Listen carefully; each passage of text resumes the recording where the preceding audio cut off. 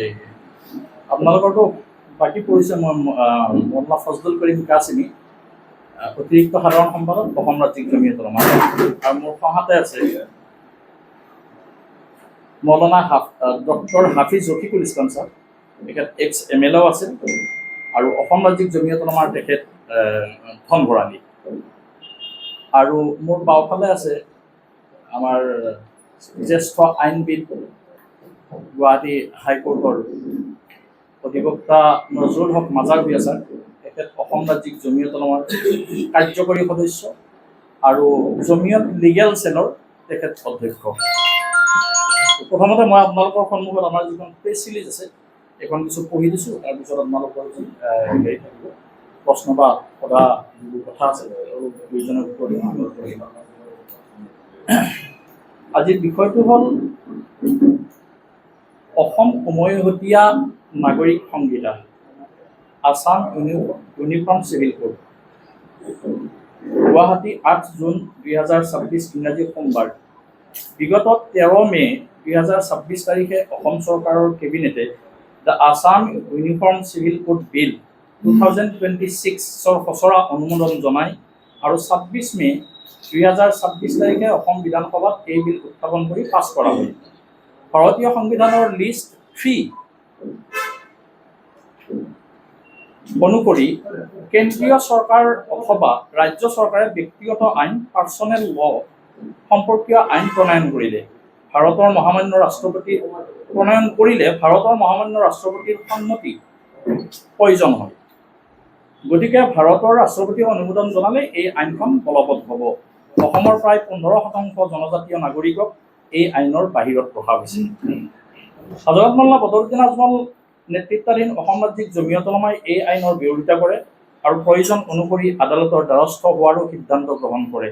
কাৰণ বিভিন্ন ধৰ্ম, জাতি, জনজাতি আৰু জনগোষ্ঠী লোকৰ বাবে বিবাহ, মেৰেজ, বিবাহ বিচ্ছেদ, ডিভোৰ্চ, উত্তৰাধিকাৰ, দত্তক এডপশ্যন আৰু অভিভাৱকত্ব গাৰ্জেনশ্বিপ আদি ব্যক্তিগত আইন পাৰ্চনেল লৰ বিষয়বোৰ সাংস্কৃতিক আৰু পৰম্পৰাগতভাৱে পৃথক পৃথক।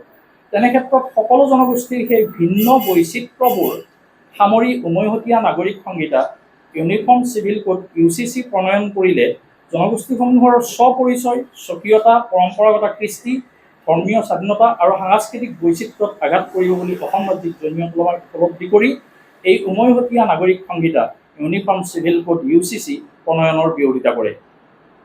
স্বাধীনতাৰ পূৰ্বে ব্ৰিটিছ আমলত ৱাৰেন হেষ্টিঙে ব্যক্তিগত আইন নীতি পাৰ্চনেল ল পলিচি প্ৰৱৰ্তন কৰাৰ সময়ত ব্ৰিটিছসকলে প্ৰথমবাৰৰ বাবে ভাৰতবৰ্ষৰ জনগোষ্ঠীসমূহৰ ব্যক্তিগত আইন পাৰ্চনেল লৰ ওপৰত হস্তক্ষেপ কৰিব বিচাৰিছিল। পিছে 1833 খ্ৰীষ্টাব্দৰ 10 জুলাইত ব্ৰিটিছ সাংসদৰ এক বৃহৎ অংশই হাউচ অৱ কমন্সত ইয়াৰ বিৰোধিতা কৰিছিল আৰু তাৰ লগতে ভাৰতৰ বিভিন্ন ধৰ্মৰ স্বাধীনতা সংগ্ৰামী আৰু একাংশ বুদ্ধিজীৱীয়ে স্থানীয় আইন অৰ্থাৎ লোকেল লৰ সপক্ষে অহৰহ প্ৰচেষ্টা কৰাৰ ফলত ব্যক্তিগত আইন পাৰ্চনেল লত সাধাৰণ আইন কমন ল জাপি দিয়াটো সম্পূৰ্ণৰূপে প্ৰতিহত কৰিছিল। আনহাতে ভাৰতৰ ব্ৰিটিছ চৰকাৰে বিশেষকৈ অপৰাধ, সাক্ষ্য আৰু চুক্তি সম্পৰ্কীয় আইনসমূহ সংহিতাবদ্ধ কৰাৰ জৰিয়তে আইনী ব্যৱস্থাসমূহ সংস্কাৰ কৰিব বিচাৰিছিল। অৱশ্যে 1840 চনৰ অক্টোবৰ মাহৰ লেক্স লছী ৰিপৰ্টে এই সংহিতাবদ্ধকৰণ প্ৰয়াসৰ পৰা ব্যক্তিগত আইন পাৰ্চনেল ল বাদ দিবলৈ পৰামৰ্শ দিছিল। ব্ৰিটিছ শাসনকালত সামূহিক বুজাবুজিত উপনীত হৈছিল যে ব্যক্তিগত আইন পাৰ্চনেল লক একক দেৱানী আইন কমন চিভিল লৰ পৰা ৰেহাই দিয়া হ'ব আৰু সাধাৰণ আইন কমন লক ব্যক্তিগত আইন পাৰ্চনেল লৰ ওপৰত জাপি দিয়া নহ'ব। সেয়ে হিন্দু আইন, মুছলমান আইন, খ্ৰীষ্টান আইন, পাৰ্চী আইনৰ লগতে অন্যান্য ব্যক্তিগত আইনসমূহক সংৰক্ষণ আৰু সংগতিবদ্ধ কৰিছিল। সেয়েহে ভাৰতীয় মুছলমানৰ ক্ষেত্ৰত শৰীয়ত প্ৰযোজ্য হোৱাকৈ ব্ৰিটিছ চৰকাৰে দ্য মুছলিম পাৰ্চনেল ল শৰীয়ত এপ্লিকেশ্যন এক্ট 1937 প্ৰণয়ন কৰিছিল।